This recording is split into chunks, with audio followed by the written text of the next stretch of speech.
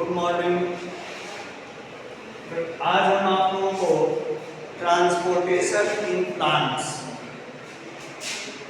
इसको इंट्रोड्यूस करने जा रहे हैं कि प्लांट एंड ट्रांसपोर्टेशन क्या है, क्यों होता है, कैसे होता है और उसका क्या इम्पोर्टेंस है प्लांट के लाइफ में। तो सबसे पहले हम एक क्वेश्चन को हल करेंगे कि ट्रांसपोर्टेशन है, मैं वोकैबुलरी भी लिख देता हूं। ट्रांसपोर्टेशन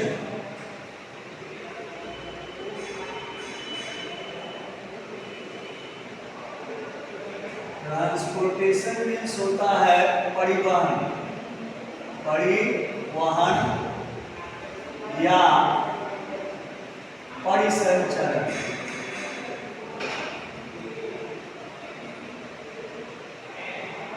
परिसंचरण, परिवहन या परिसंचरण। तो अगर हम एक क्वेश्चन देखते हैं कि what do you mean by transportation, तो बहुत चीज यानी जितने भी टर्मिनोलॉजीज हैं ट्रांसपोर्टेशन के वो सारे क्लियर हो जाएंगे इसी क्वेश्चन के द्वारा। अर्थात ये पूरा का पूरा चैप्टर इसी क्वेश्चन पर आधारित है। और आप लोग इससे पूर्व के क्लास में पढ़े होंगे ट्रांसपोर्टेशन के बारे में कि ट्रांसपोर्टेशन एनिमल में कैसे होता है। हार्ट पढ़े होंगे, ब्लड वेसल्स पढ़े होंगे, वेन, वेस्ट्रा, कैपिलरीज इत्यादि पढ़े होंगे। तो वो सब क्या है, सबसे पहले ये जान जाइए कि ट्रांसपोर्टेशन एक मैकेनिकल प्रोसेस है और इस मैकेनिकल प्रोसेस के द्वारा कोई भी सब्सटेंस ऑर्गेनिज्म के बॉडीज में ट्रेवल करता है और जिस मैकेनिज्म के तहत वह ट्रेवल करता है उस मैकेनिज्म का नाम है ट्रांसपोर्टिंग सिस्टम। अगर एनिमल में देखें तो उसको सर्कुलेटरी सिस्टम कहते हैं और प्लांट में देखें तो उसको ट्रांसपोर्टिंग सिस्टम भी कहते हैं। तो ट्रांसपोर्टेशन को अगर मैं एक्सप्लेन करूं तो क्या लिख सकता हूं, transportation is the movement of substance within an organism. Organism means plant और एनिमल बोथ, यानी पौधा और जंतु दोनों में एक तरह से ट्रांसपोर्टेशन नहीं होता है, इसलिए कि बॉडी दोनों के अलग अलग है, ब्लड बॉडी का मैकेनिज्म अलग अलग है। लेकिन ऑर्गेनिज्म में जो मूवमेंट होता है सब्सटेंस का वो यूजफुल हो या अनयूजफुल हो उससे मतलब नहीं है, दोनों तरह के ट्रांसपोर्टेशन होते हैं।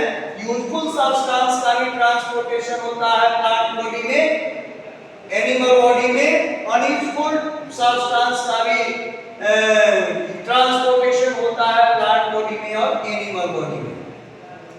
दूसरा पॉइंट है कि ऑल लिविंग सेल्स रिक्वायर्ड, देखिए as example all living cells require O2, CO2 and food materials for various metabolic and photosynthetic process।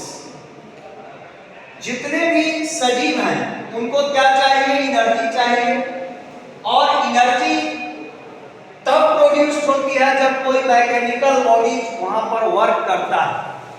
तो वो मैकेनिज्म क्या है, अगर एनिमल में हो रहा है energy making process, energy making process, energy बनेगी किसके द्वारा, तो दो प्रोसेस के द्वारा बनेगी। मेटाबॉलिज्म अगर हो रहा है तो मेटाबॉलिज्म हो रहा है किसमें, एनिमल में। और फोटोसिंथेसिस किसमें हो रहा है,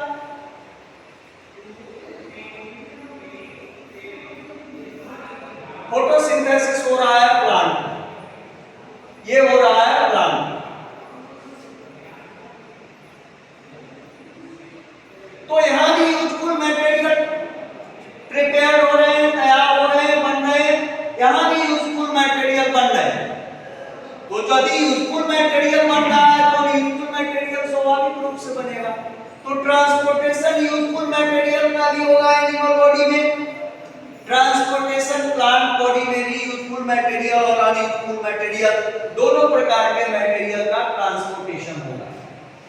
तो मेटाबॉलिक प्रोसेस में मेटाबॉलिक यूजफुल मटेरियल्स और अनयूजफुल मटेरियल्स, फिर फोटोसिंथेटिक यूजफुल मटेरियल्स और अनयूजफुल मटेरियल्स, बोथ प्रोसेसिंग के द्वारा क्या होता है, रेगुलेशन होता है। और इस रेगुलेशन को कराने वाला जो प्रोसेस है उसका नाम है ट्रांसपोर्टेशन।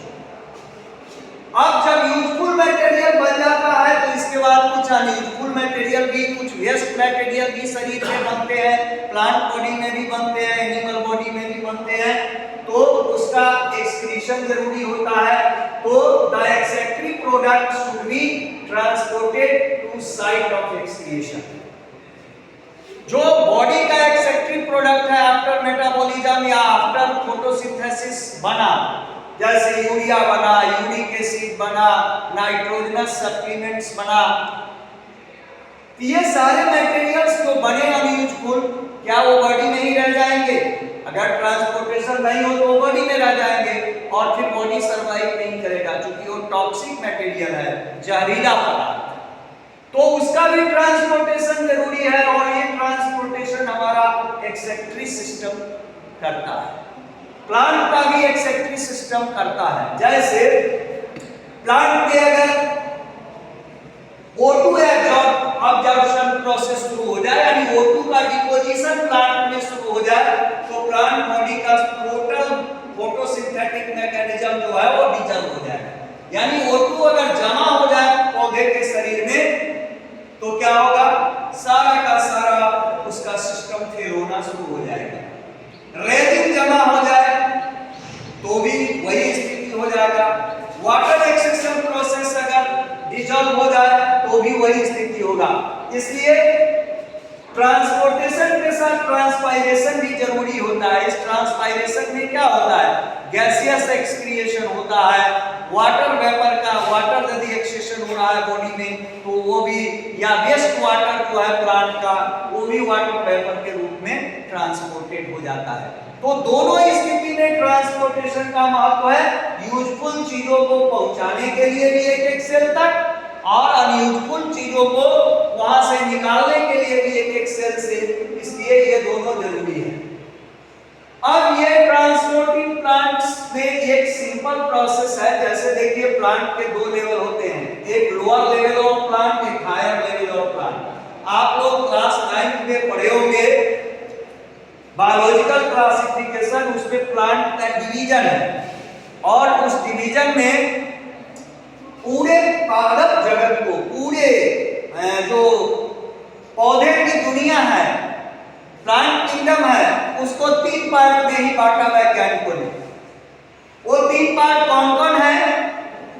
वो 3 पार्ट है आपका, यहां लिख देता हूं, इसको नोट कर लेंगे तो थोड़ा सा रिवाइज हो जाएगा।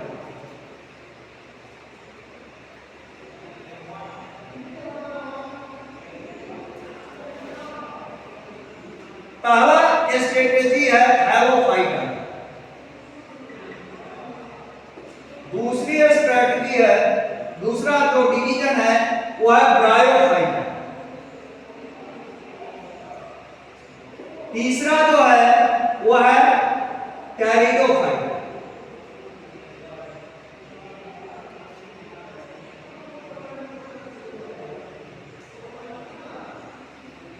ये 3 डिवीजन में प्लांट है। तो जो सिंपलेस्ट प्लांट है, सबसे वेरी सिंपलेस्ट है, उसको कहते हैं हैलोफाइटा। इसमें एक प्राइमरी लेवल का जैसे एल्गी वगैरह आता है। ब्रायोफाइटा से मेन ट्रांसपोर्टेशन सिस्टम की शुरुआत मानी जाती है, लेकिन इसमें भी जो वास्कुलर बंडल होता है वो लैक होता है, नहीं होता है इसके पास। इसी के अंतर्गत 2 जीव आते हैं, 2 तरह के पौधे आते हैं। ब्रायोफाइटा में आता है लीवरवर्ट और mosses. Mosses also known as bryophytes. और टेरिडोफाइटा में जितने एडवांस प्लांट हैं, जितने वास्कुलर सिस्टम वाले प्लांट हैं, वहां पर वो किस ग्रुप में रहेंगे? तो टेरिडोफाइटा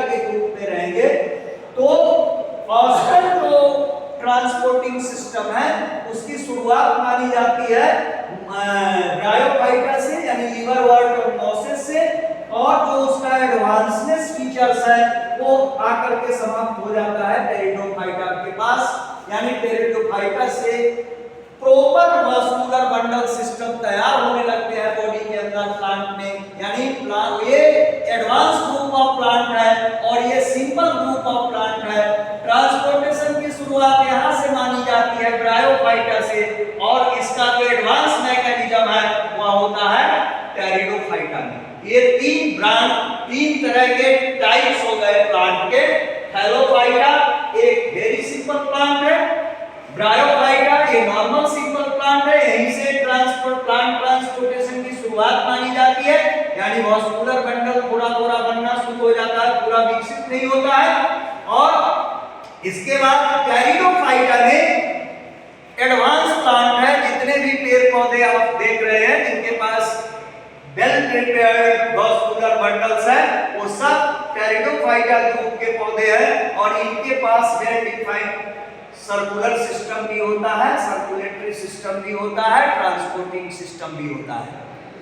अगर रूट होता है तो रूट में जाइलम्स होते हैं, जाइलम्स के अलग अलग स्ट्रक्चर होते हैं जैसे पैरेन्काइमा, वास्कुलर बंडल इत्यादि। फिर आगे चल करके और भी बहुत सारी रचनाओं को हम बताएंगे विद डायग्राम। तो अभी आप इतना ही समझिए कि जो प्रॉपर वास्कुलर सिस्टम वाले प्लांट हैं वो टेरिडोफाइटा हैं, और इनमें भी जो एक्सक्रिएशंस होता है इनके पास एक स्पेशलाइज्ड सिस्टम होता है, और इस स्पेशलाइज्ड सिस्टम के को हम लोग क्या कहते हैं, वास्कुलर बंडल कहते हैं। ये वास्कुलर बंडल के द्वारा ट्रांसपोर्टेशन का कार्य संपन्न करते हैं। और वास्कुलर बंडल दो प्रकार का होता है, एक होता है जाइलम और दूसरा होता है फ्लोएम। जाइलम और फ्लोएम ये दोनों वास्कुलर बंडल है। वास्कुलर बंडल का मतलब समझ लीजिए कि जिस तरह से हम लोगों का ब्लड वेसल्स है, ब्लड वेसल्स कितने प्रकार के आप लोग पढ़े होंगे इससे पहले वाले टॉपिक में। 3 प्रकार के होते हैं, वेन, आर्टेरीज और कैपिलरीज। ये एनिमल का वास्कुलर बंडल है। उसी तरह से जो जितने साइकिल स्ट्रक्चर होते हैं बॉडी के अंदर, प्रारोहीय रचना होती है, ट्यूबर लाइक स्ट्रक्चर होता है जिससे मटेरियल्स इधर से उधर लोकेलाइज होते हैं, स्थानीयकृत होते हैं, यहां से वहां पहुंचाए जाते हैं, तो उसको हम लोग कहते हैं वास्कुलर बंडल। और ये 2 प्रकार का होता है, एक होता है जाइलम और दूसरा होता है फ्लोएम। जाइलम के द्वारा क्या होता है, वाटर एंड मिनरल साल्ट को एब्जॉर्ब किया जाता है। ये यूनिडायरेक्शनल फ्लोएशन कराता है। यूनिडायरेक्शनल फ्लोएशन का मतलब ऐसे समझ लीजिए आप,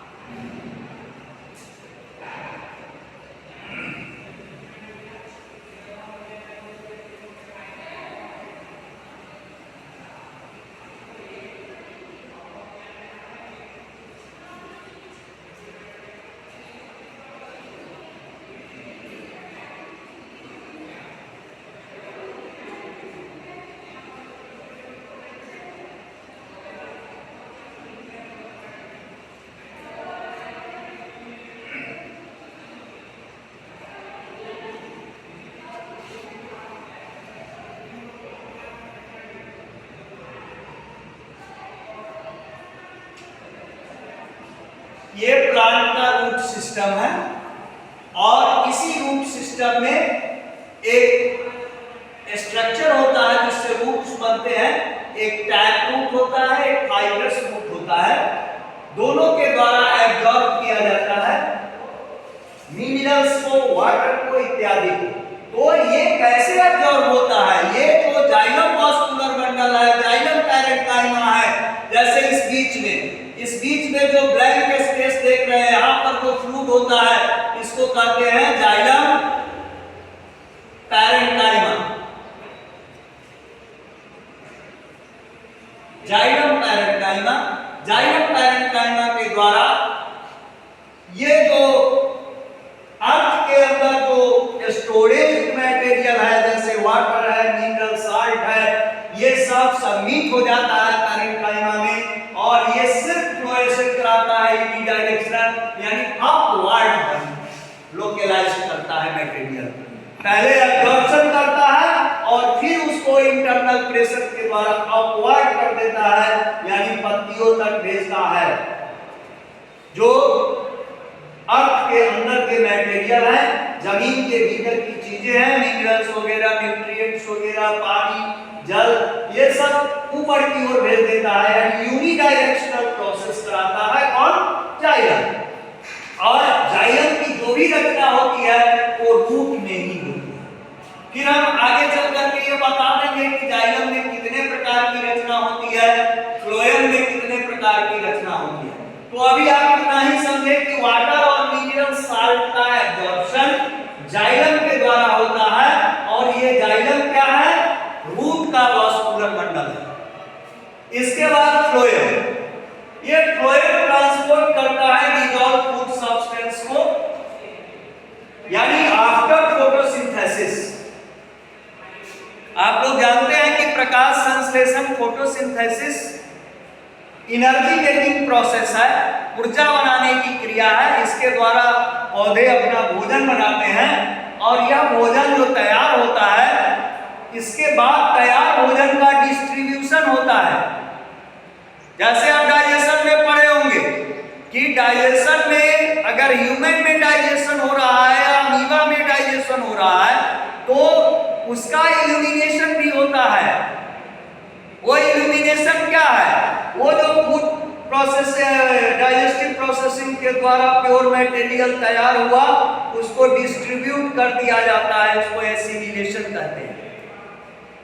वो एसिमिलेशन प्रोसेस इल्यूमिनेट करा दिया जाता है ह्यूमन बॉडी में। उसी तरह से जो आफ्टर फोटोसिंथेसिस फूड मटेरियल्स या फूड सब्सटेंस तैयार होता है शुगर के रूप में, क्योंकि पौधा जो बनाता है भोजन, उसमें 90% जो उसका फूड प्रोडक्ट होता है वो स्टार्च या मोनोसेक्राइड शुगर होता है।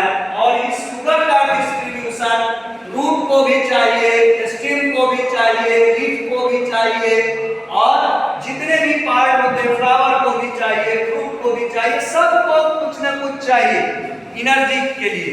तो उसका डिस्ट्रीब्यूशन जिस वास्कुलर मंडल के द्वारा होता है, उसका ट्रांसपोर्टेशन जिस वास्कुलर मंडल के द्वारा होता है, उसको हम लोग कहते हैं फ्लोएम। इसके बाद अगर हम वास्कुलर मंडल यहां पर हम लोग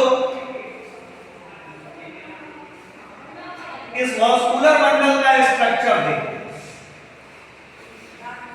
वास्कुलर मंडल का स्ट्रक्चर,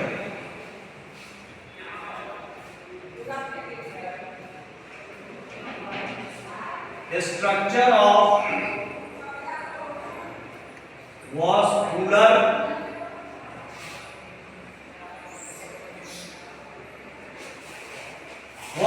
मंडल। इस वास्कुलर मंडल के स्ट्रक्चर को अगर हम देखते हैं तो दोनों रचना एक वास्कुलर मंडल में क्वाइल पाई जाती है, संरचित पाई जाती है, लिपटी हुई पाई जाती है। जैसे हमने दो तरह का स्ट्रक्चर बनाया है, एक ब्लैंक स्पेस होता है जो बीच का खाली स्थान है, ये एम्प्टी होता है, कंप्लीट खाली होता है, ये इंटरनल बैलेंस को बनाता है, यानी यह कंप्रेशन वगैरह को क्रिएट करता है, तब जाकर के जो लिक्विड है वो फ्लो अप होता है। तो दोनों तरह से, क्योंकि जाइलम के द्वारा किसी भी मटेरियल्स को कहां ले जाया जा रहा है, ऊपर की ओर ले जाया जा रहा है। और आफ्टर बायोकेमिकल प्रोसेस जो फूड मटेरियल्स तैयार होता है, तो फ्लोएम के द्वारा उसको डिफरेंट साइट में मल्टी डायमेंशनल लोकलाइजेशन इसको कहते हैं, तो मल्टी डायमेंशनल लोकलाइजेशन के रूप में डिस्ट्रीब्यूट कर दिया है। पत्ती को भी चाहिए, फ्लावर को भी चाहिए, स्टेम को को भी चाहिए, जितने भी पार्ट्स ऑफ प्लांट होते हैं सबको मटेरियल चाहिए। कितना? 20 प्लस सबको मटेरियल चाहिए और उस मटेरियल्स का डिस्ट्रीब्यूशन जो है वो फ्लोएम ही करता है। इसलिए ये मल्टी डायरेक्शनल होता है इसका फंक्शन, और ये जाइलम जो होता है वो यूनी डायरेक्शनल होता है। आज इतना ही, अगले दिन फिर आपको प्रॉपर जाइलम का स्ट्रक्चर और फंक्शन बताएंगे और फ्लोएम का बताएंगे। फिर root concentration theory, root pressure theory xylem पढ़ाएंगे, उसमें हम आपको रूट प्रेशर थ्योरी पढ़ाएंगे कि ऐसा कौन सा दबाव, ऐसा कौन सा प्रेशर उत्पन्न होता है जिसके कारण ये जो अर्थ के अंदर स्टोरेज मटेरियल है उसका एब्जॉर्प्शन भी होता है और उसको इल्यूमिनेट कर दिया जाता है अपवर्ड डायरेक्शन में। फिर जाकर के फ्लोएम में भी बताएंगे कि ऐसा कौन सा ऑकरेंस होता है जिसके कारण यह मल्टी डायरेक्शनल फ्लोरेसेंस कराता है, यानी मल्टी डायरेक्शनल ट्रांसपोर्टेशन कराता है। और वो नेक्स्ट क्लास में आप लोग इस पॉइंट आउट को लर्न करेंगे। और एक होमवर्क हम आपको दे देते हैं कि जाइलम और फ्लोएम का प्रॉपर डायग्राम आप लोग बना करके रखेंगे कॉपी पर। जब आप आएंगे तो हम उसको चेक भी करेंगे, वैसे कल हम फिर इसको पढ़ाएंगे अपने हिसाब से। ठीक है, थैंक यू।